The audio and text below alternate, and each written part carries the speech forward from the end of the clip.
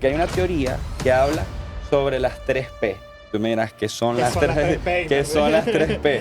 Son los factores predisponentes para desarrollar insomnio, los factores precipitantes y los factores perpetuantes. Mundialmente se está buscando siempre recortar el uso de los antibióticos y limitarlo lo más posible.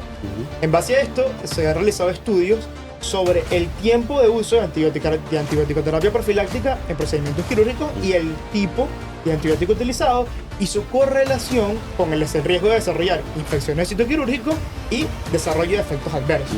Hay un dogma de que toda infección debe ser tratada por un periodo de 7 días, porque si no el riesgo de resistencia bacteriana aumenta.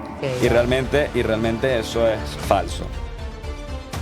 ¿Por qué a mí me encanta utilizar clorhexidina en lugar de yodo o cualquier otra sustancia antiséptica? El uso de los antisépticos en la antisepsia, de la redundancia, preoperatoria previa a la cirugía, comparando la efectividad que estos tenían en función del riesgo de desarrollar, de nuevo, infecciones de sitio quirúrgico, comparando la iodopovidona con la clorhexidina. En cuanto a las infecciones respiratorias, pues también la revista JAMA, hace unos meses, en el año 2024, publicó un estudio sobre el uso de corticosteroides a dosis bajas en pacientes que tenían infecciones respiratorias severas. ¿Okay? ¿Qué tal? Bienvenidos a este nuevo capítulo de Junior Docs. ¿Qué tal, Ignacio? Hola, José, ¿cómo estás? Bien, bien. Vamos a comenzar este capítulo, pues como hemos tradición ya en nuestros 3 capítulos, de discutir un poco sobre actualizar el tema de lo rural. Cuéntame un poco cómo va esa experiencia, cómo van esas prácticas en lo rural. Bueno, la verdad es que me gustaría comenzar el capítulo conversando sobre 2 casos que tuve recientemente en las últimas guardias. El primer caso me ratificó la importancia de, independientemente por lo que vaya, el paciente debe hacer un examen físico completo. ¿Por qué te digo esto? La paciente era una femenina que estaba alrededor de los 50 o 60 años, realmente no recuerdo la edad exacta en este momento, pero fue porque estaba presentando ciertos síntomas asociados a un síndrome metabólico. Y me llamó la atención durante el examen físico que, a pesar de estos hallazgos, encontré unas adenomegalias en región axilar. Llevo eso a un examen físico completo y palpo en las regiones mamarias unas tumefacciones con características un poco llamativas, pétreas, y le sugiero que debemos realizar una mamografía. Ella tenía desde hace aproximadamente 10 años sin realizársela. ¿Qué reporta la mamografía? Un BIRATS 3. Planteamos la biopsia en conjunto con un cirujano oncólogo, se realiza una biopsia por aguja gruesa y reporta un adenocarcinoma invasivo. ¿Qué ocurre con esto y qué quiero hablar de esto? La importancia de pesquisa mamaria, importancia de que independientemente que la paciente tenga sobrepeso, esté hipertensa o lo que sea, debemos ver al paciente de forma integral. Inclusive, llevar el riesgo de desarrollar otras enfermedades. El riesgo metabólico o la obesidad es un riesgo per se e intrínseco de carcinoma mamario. ¿Tienes algún otro caso que quieras comentar de rural? Sí, en la última guardia tuve una paciente de 82 años que acudió junto con sus familiares por una infección respiratoria alta. Probablemente era una infección por SARS-CoV-2. Y realmente la paciente acudió porque, tenía debilidad generalizada, no tenía disnea, tenía rinorrea, tenía tos seca.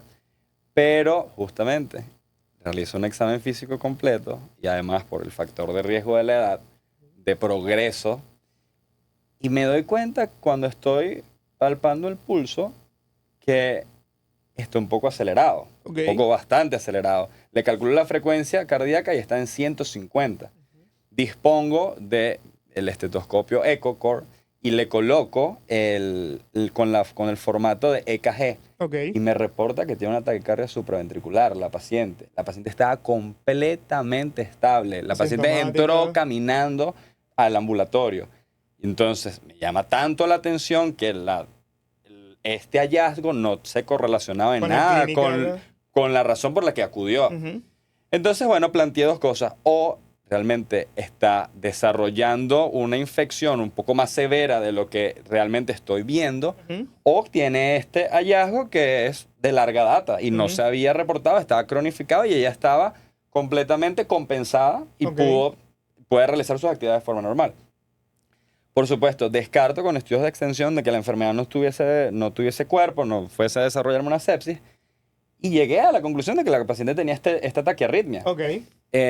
Se refiere, se utilizaron betabloqueantes para disminuir la frecuencia y todo lo demás. Pero todo esto te lo digo porque es muy interesante que a veces pacientes que llegan, que tú estás ya quizás con un algoritmo estructurado, se te derrumba totalmente eso y tienes que hacer las cosas más allá. O sea, este paciente pudo haber venido por una infección respiratoria alta y hasta ahí. Pero realmente no era hasta ahí, tenía una cardiopatía, ¿sabes? Y entonces ahí está la ciencia de seguir estudiando un poco más allá y decir, wow, esta señora está completamente compensada porque debe tener años con esta taquiarritmia y no se había enterado, no tenía ni idea de nada. Sí, también eso habla un poco sobre lo que hemos dicho últimamente en los capítulos, de que es el principal reto de este tema de rural, que es adaptarte a la parte estudiante, a llegar a la práctica profesional, donde además en la rural no hay un límite entre patologías quirúrgicas, médicas, áreas de medicinas de sus especialidades, sino que todo es tu abordaje. Y eso es un reto y también un desafío de cuando se logra manejar de forma integral, es un éxito en ese manejo. Hay algo que cuando conversamos de qué íbamos a hablar en este capítulo, me gustaría comenzar con el tema de el uso desproporcionado y muchas veces sin ningún tipo de evidencia o criterio de benzodiazepinas para insomnio. ¿Cuántas pacientes te han llegado? Es una consulta muy frecuente y cuando le interrogas al paciente, pues generalmente no está indicado con una justificación, no hay una indicación que realmente lo amerite, además que su uso no es tal para el fin que debería ser utilizado. Y eso ha llevado muchas veces a un conflicto de explicarle a ese paciente el por qué algo que viene haciendo hace tiempo y que ha sido avalado por otras prácticas, otros médicos que se lo han indicado, por qué no está correcto. Y eso siempre es complicado porque está en la parte de explicarle al paciente que algo que venía haciendo y que quizás siente que le ha funcionado, no se debería estar haciendo porque no es uso, sino abuso de un medicamento. Exactamente. Antes de poder hablar sobre qué criterios pudiesen establecerse para plantear el uso de medicamentos para trastornos del sueño, lo primero que me gustaría conversar es sobre la definición de insomnio. El insomnio es un trastorno del sueño, probablemente el más común en el mundo. Alrededor de 5 millones de consultas al año a atención primaria llegan en países industrializados pacientes por esta razón. El insomnio no es más que una dificultad para iniciar, mantener o un riesgo aumentado de despertarse durante la madrugada. Que esto va a llevar a fatiga crónica, a una disminución en las funciones mentales superiores, memoria o capacidad de responder de forma funcional a tus actividades diarias. ¿Qué ocurre? El insomnio lleva además a aumentar factor de riesgo cardiovascular, aumenta el riesgo de pensamientos suicidas y además está asociado en un 25% a enfermedades pulmonares y a un 50% a que además de tener el insomnio puedas tener un trastorno psiquiátrico no diagnosticado. ¿Qué ocurre con el manejo del insomnio? El New England hace un par de semanas publicó un artículo sobre cuáles son las terapias de elección para el insomnio crónico. El insomnio crónico es esta definición que te comenté, pero además tienen que ocurrir en 3 días, en una semana y repetirse por más de 3 meses. ¿Cuál es el tratamiento de elección o el que plantea el New England? La terapia cognitiva conductual. ¿Qué es esto? Son 4 u 8 sesiones aproximadamente con un terapeuta, sobre modificaciones que puedan llevar a que el paciente, sin necesidad de medicarse, pueda tener un sueño satisfactorio. Suelen ser cambios sencillos en rutinas diarias. Exactamente. ¿Cuáles plantean? La primera es restricción del sueño. Esto habla de un horario fijo de acostarse y levantarse. Generalmente crear rutinas. Exactamente. Hábito de sueño. Exactamente. Higiene del sueño. evitar en la medida de lo posible permanecer muchas horas o no hacer otra cosa que no sea dormir o tener relaciones sexuales en la cama. Ok, No ver televisión, evitar en lo posible las siestas ok.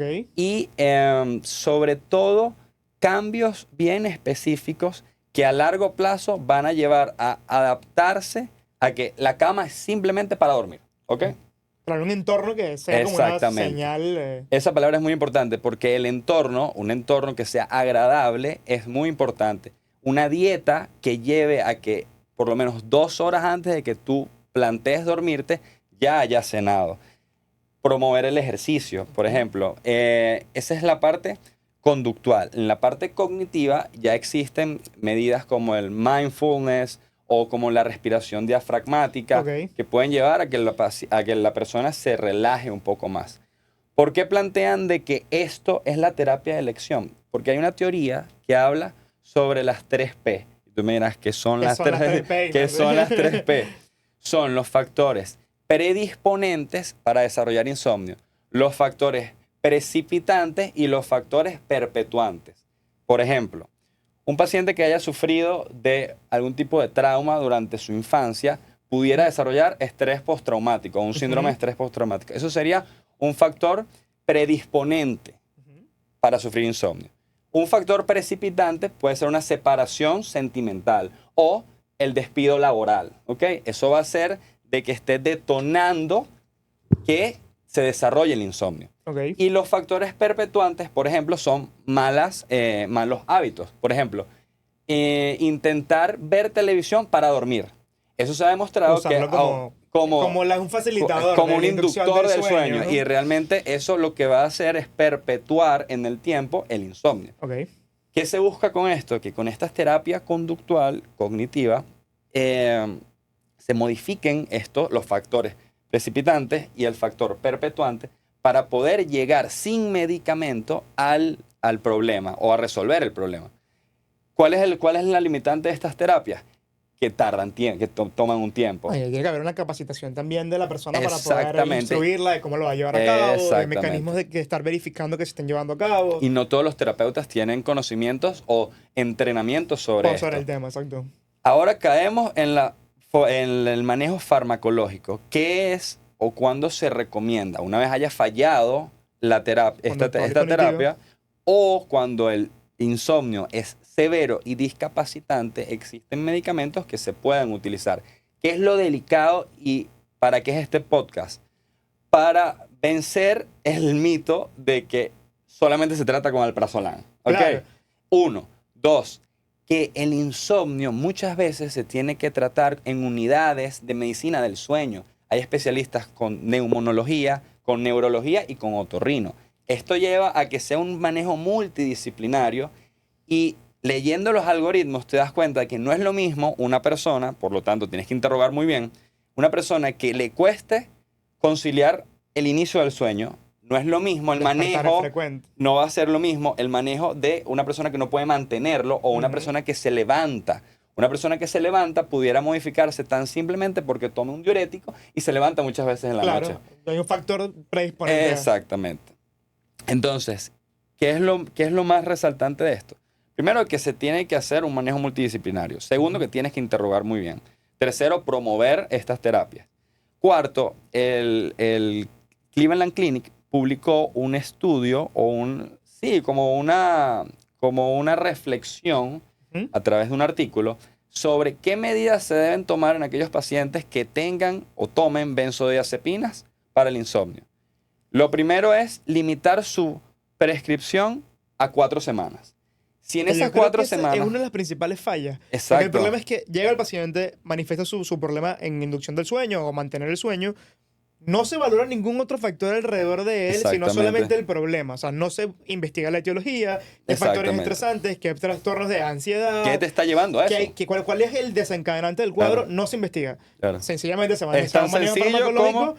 Y nos saltamos, de hecho, la terapia conductual, la terapia cognitiva, nos saltamos a la terapia farmacológica y de paso mal manejada. Exacto. Y no solamente mal manejada, con un mal seguimiento. Exacto. Porque se le indica, el paciente se retira, quizás no se vuelve a ver hasta que vuelve a otro médico, o quizás el mismo dentro de unos meses, a buscar la misma receta. Entonces, nunca se soluciona el problema. Solamente vamos colocando parches a una situación Curitas. que finalmente no se está solucionando, porque el problema de base, el trastorno del hábito del sueño o el desencadenante a nivel psicológico de ese problema, o incluso orgánico de ese problema, no está siendo atendido. Claro.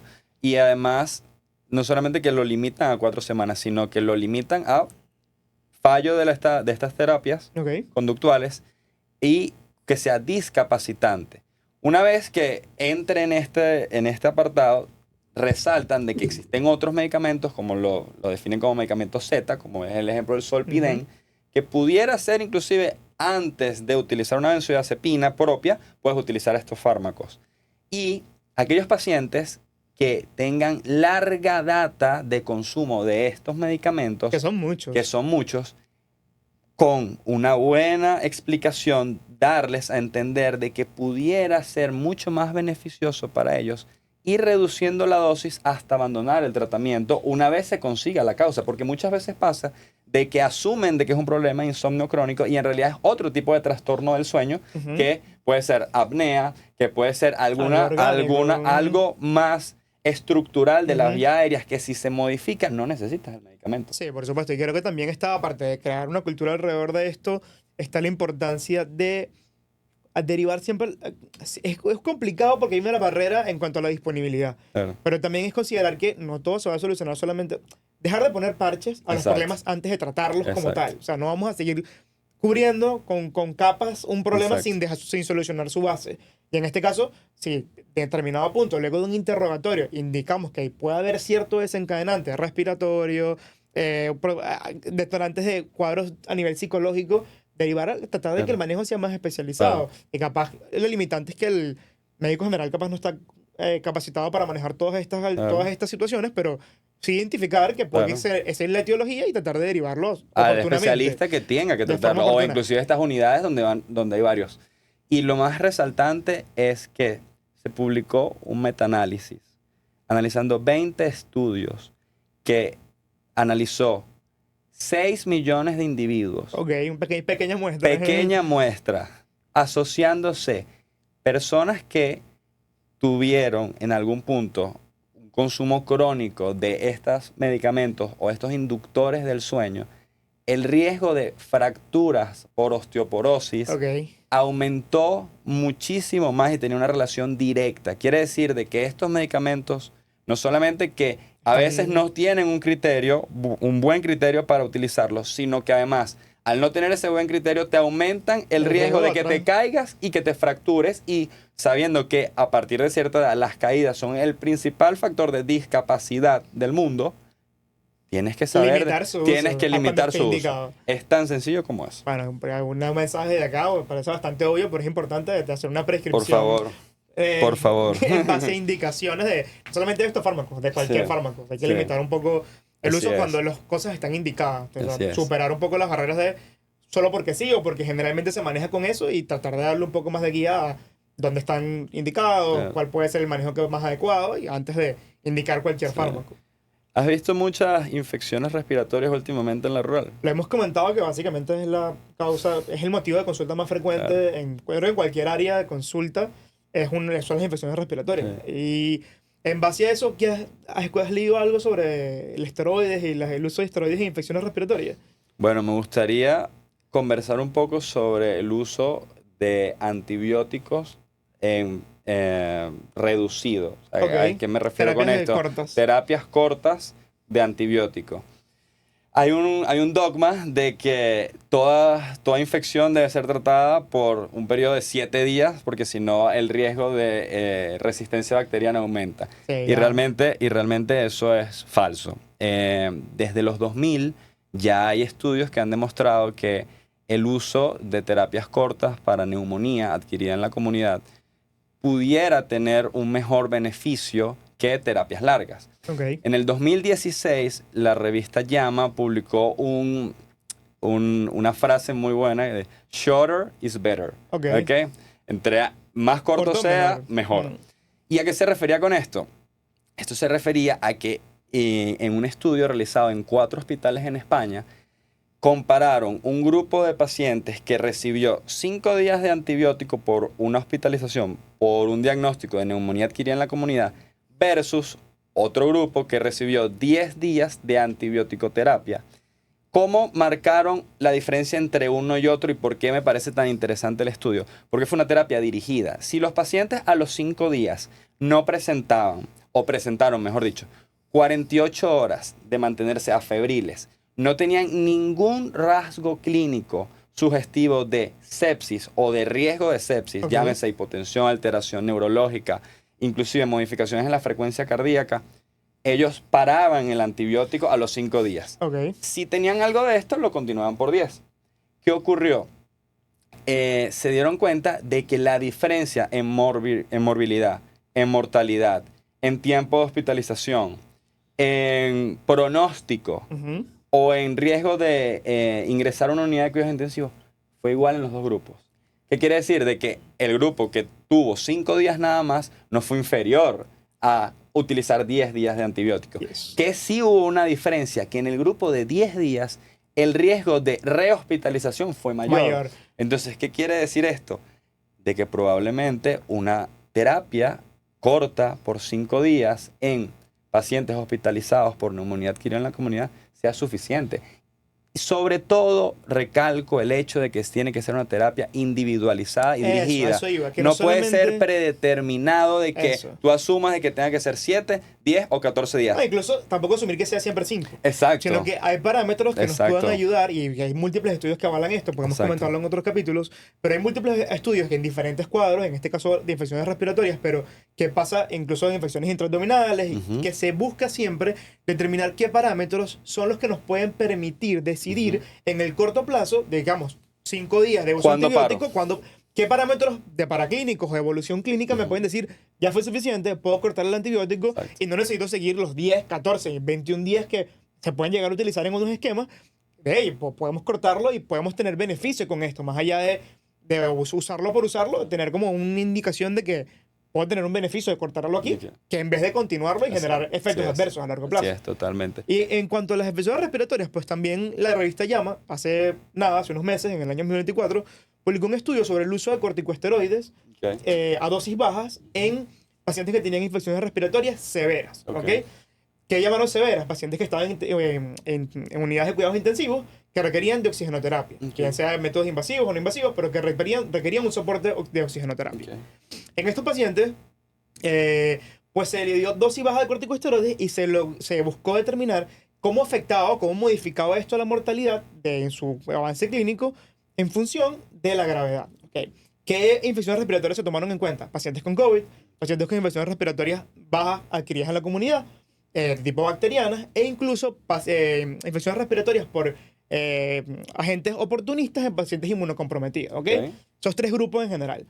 En base a esto, se dividió el estudio, es una revisión sistemática en la cual se integraron múltiples estudios dividiendo la población en infecciones respiratorias por COVID, infecciones respiratorias adquiridas en la comunidad de origen bacteriano y los pacientes inmunosuprimidos con agentes oportunistas.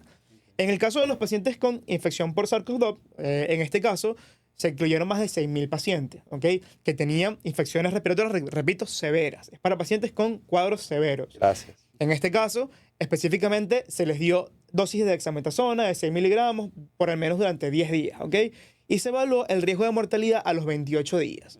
El grupo que no recibió esteroides tuvo un riesgo de mortalidad del 23%, del 26%, perdón. Y el grupo que usó corticosteroides a baja dosis tuvo una mortalidad del 23% a los 28 días. Hablamos de una disminución del 3% entre el grupo que usó corticosteroides y el que no, que puede ser un rango muy bajo, puede ser un porcentaje bajo, pero considerable. Estamos hablando de que son vidas que en vez de evolucionar hacia el fallecimiento del paciente, evolucionaron hacia el mejoramiento, hacia la mejoría clínica de ese paciente. Entonces, si lo consideramos desde ese punto de vista, es considerable. En cuanto a las infecciones respiratorias de origen bacteriano, en este caso tuvimos 1.800 pacientes en los cuales se les indicó, en este caso, corticosteroides a dosis baja en una terapia de 7 días al menos, en los cuales la mortalidad a 30 días pasó de ser de un 16% en aquellos que no lo utilizaron al 10% en aquellos que lo utilizaron. tenemos una disminución del 6% entre ambos grupos, que también es un porcentaje considerable. Entonces, ¿es un mensaje definitivo? No. Claramente no es que vamos a afirmar 100% a partir de este estudio que esto es así, pero la evidencia sugiere que el uso de corticosteroides a dosis bajas en infecciones respiratorias bajas, pero que tienen un cuadro severo y que necesitan oxígeno. Y que necesitan oxígeno puede llevar a una mejoría clínica, a disminuir la mortalidad en estos pacientes. O sea que es algo que tenemos que tomar en cuenta, seguir evaluando estudios con respecto a esto, y sería importante que aquellos médicos que estén en nuestras cuentas, que tengan experiencia en el área, que lo hayan utilizado, nos comenten cómo les ha funcionado y qué experiencia en la práctica clínica han tenido con el uso de estos fármacos. Claro. Sería interesante revisar ese feedback. No, y desarrollar el tema quizás en un próximo episodio con un neumonólogo. Sería interesante. O incluso con un intensivista sería ideal. También sería ideal. Cuéntame algo. Yo sé que desde hace ya varios episodios has querido comentar, porque lo hemos hablado tras cámaras, sobre la antibiótico-terapia profiláctica en cirugía. Ok.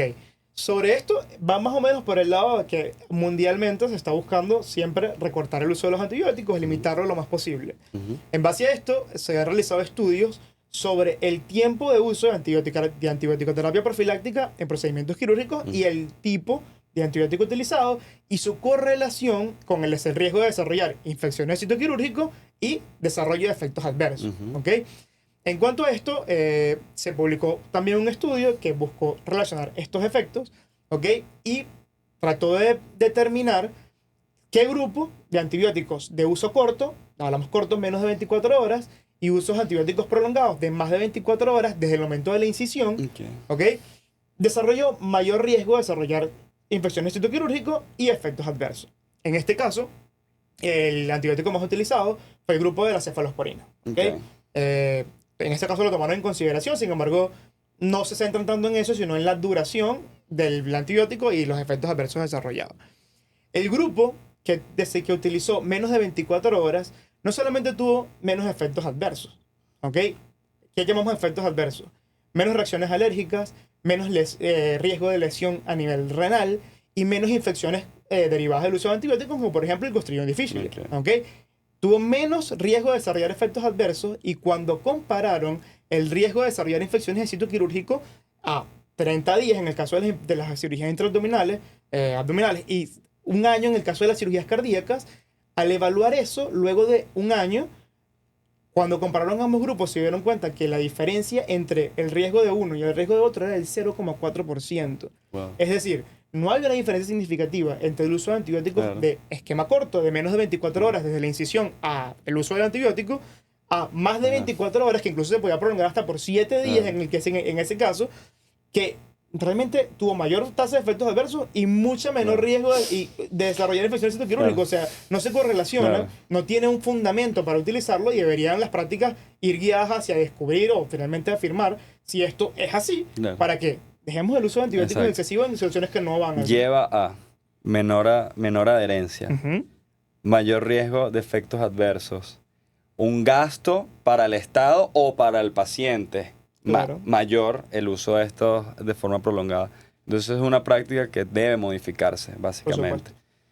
Hay un mito que creo que es algo que hay que plantear en este episodio para culminarlo. Me encanta utilizar la clorhexidina. Me fascina. Ok. Entonces yo necesito que tú aquí nos digas por qué a mí me encanta utilizar clorhexidina en lugar de yodo o cualquier otra sustancia antiséptica. Ok. Un estudio también publicado en la revista Llama. Hoy estamos bastante Llama. Trató de evaluar pero específicamente el uso de los antisépticos en la antisepsia, valga la redundancia, preoperatoria o previa a la cirugía, comparando la efectividad que estos tenían en función del riesgo de desarrollar, de nuevo, infecciones de sitio quirúrgico, comparando la iodopovidona con la clorhexidina. En este caso, el estudio comprende más de 3.000 pacientes, a los cuales incluían cirugías vasculares, cirugías cardíacas, cirugías abdominales, en las cuales utilizaron ambos antisépticos. Lo dividieron en dos grupos. 1.500 pacientes que utilizaron yodo, 1.700 pacientes que utilizaron clorhexidina, a los cuales se les hizo seguimiento para ver cuál tenía más riesgo de desarrollar infecciones de sitio quirúrgico. Luego de evaluar estos pacientes, luego a los 30 días y posteriormente al año, se dieron cuenta que no existe una diferencia significativa en el riesgo de desarrollar infecciones en ninguno de los dos grupos. No hubo ningún tipo de diferencia en el grupo que usó clorexidina y el grupo que usó iodopovidona. Es decir, ambos son igual de efectivos para la antisepsia preoperatoria. En otros contextos podemos hablar de otras realidades.